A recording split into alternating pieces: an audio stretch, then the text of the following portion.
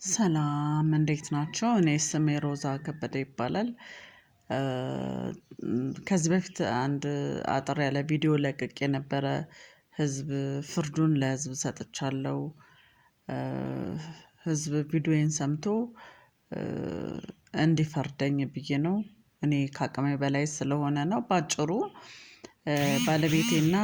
ባለቤቴ ፍቃዱ ኃይሉ አበበና እህቱ አለምነሽ ኃይሉ አበበ ያላቸው ጉዳይ ግልጽ ስላልሆነልኝ እኔ በትዳር 13 አመት አብሬ ቆይቻለሁ። 13 አመት ሙሉ የመከራ የስቃይ ጊዜ ነበረ። ከ ቤት ክራይ ክፈይ ይሉኛል ሚስት ሆኜ ልጅ ሆኜ ለአንዴ ለአለምነሽ ክፈይ ይለኛል ለአንዴ ለወንድሜ እያለ ባለቤቴ ያሰቃየኝ ነበረ እና ሌላ ጥቅማ ጥቅምም እየወሰደ ያንገላታኝ ነበረ። በዛ ላይ ደግሞ ማነው ቤት ትዳሩን አክብሮ አይኖርም። ዞሮ እሷ ጋር ነው ጠባ እሷ ጋር ነው። ቤት ሰርቶ ስራ ሰርቶ ለእሷ ነው የሚሰጣት። ገንዘቡን እኔ እንደ ሚስት መቆጣጠር አልቻልኩም። ልጆቼንም አያስተምርም አይረዳም። በቃ አንድ አባወራ ማድረግ ያለበትን ነገር አያደርግም። እኔና እሱ እኔ 2006 ነው የተጋባነው እስካሁን አለን።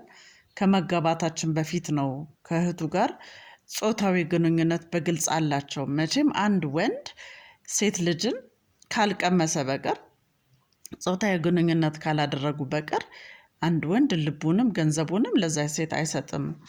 እኔም በነፍስ አባትም አስመክሬያለሁ በሽማግሌዎችም አስመክሬያለሁ። ሊመለስልኝ አልቻለም ትዳር መምራት አልቻልንም። በየቀኑ ስቃይ እየበረታብኝ ነው ያለው እና እኔ ከመጋባታችን በፊት ነው ጉዳዩን የጀመሩት።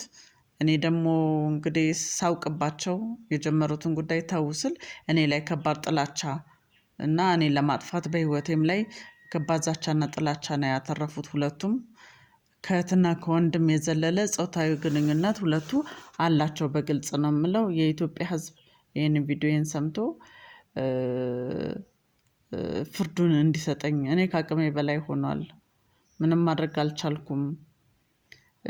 ጭራሽ ብለው በአንድ ጣራ ስር መኖር ጀምረዋል። እሷም ባሏን አረብ ሀገር ልካ ተመልሶ በአረብ ሀገር ላከችውና ተመልሶ እሷ ተመልሳ እናቷ ቤት ገባች። እሱም ከእኔ ጋር ተጣልቶ ተመልሰው ገብተው በአንድ ጣራ ስር በእናት በአባታቸው ቤት በአንድ ጣራ ስር መኖር ከጀመሩ ቆይተዋል። እሷ ሳሎኑን ውስጥ ነው የምትኖረው እሱ ደግሞ ጓዳ ነገር ውስጥ ነው። በመሃል ኮምፐርሳቶ ነው ፓርቲሽን የሰሩት እና ሁለቱ በአንድ ጣራ ስር መኖር ከጀመሩ ቆይተዋል። ይሄ ባለትዳር ነው እየሰራ ብሩን ለእሷ ነው የሚሰጠው። ለልጆቹ ሙሉ ለሙሉ ትቷል ምንም የሚያደርገው ነገር የለም። በአውደ አመትም በምንም አብሯት ነው ያለው። እና እኔ ይሄ ቪዲዮ እንደደረሳችሁ እኔ ግራ ገብቶኛል። የምትጠይቁኝም ነገር ካለ በግልጽ እኔ ለመመለስ ቪዲዮ ካልገባችሁ መልእክቱን ለመመለስ ዝግጁ ነኝ። እባካችሁን የኢትዮጵያ ህዝብም ሆናችሁ ማናችሁም ይህንን ጉዳይ መርምራችሁ ፍርዱን እናንተ የራሳችሁ መመርመሪያ ዘዴ ወስዳችሁ እውነታውን ማረጋጋት ትችላላችሁ። እና እኔ ከብዶኛል። ፍርዱን ስጡኝ ፍረዱኝ በቃ ነው የምለው። አብሬ እበላለሁ አብሬ እጠጣለሁ ልጆች በመሃል አሉ ግን እኔ ተሰቃየሁ። ትዳር ተብሎ ትዳር ምንም በቃ ምንም የትዳር ነገር ስለ ነገ የምናስበው እኔና እሱ በጋራ ቁጭ ብለን የምናስበው ምንም የለም። ስለ ልጆቻችን የምናስቀምጥላቸው ገንዘብ ምንም የለም የጋራ ገንዘብ ማለት ነው። በቃ ሁሌ ችግር ጭቅጭቅ ነው።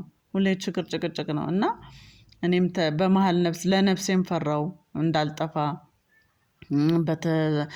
በተላላፊ በሽታም እንዳልጠፋ ሰጋሁኝ።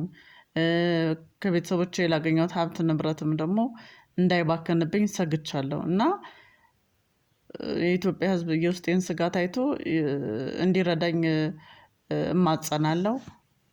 አመሰግናለሁ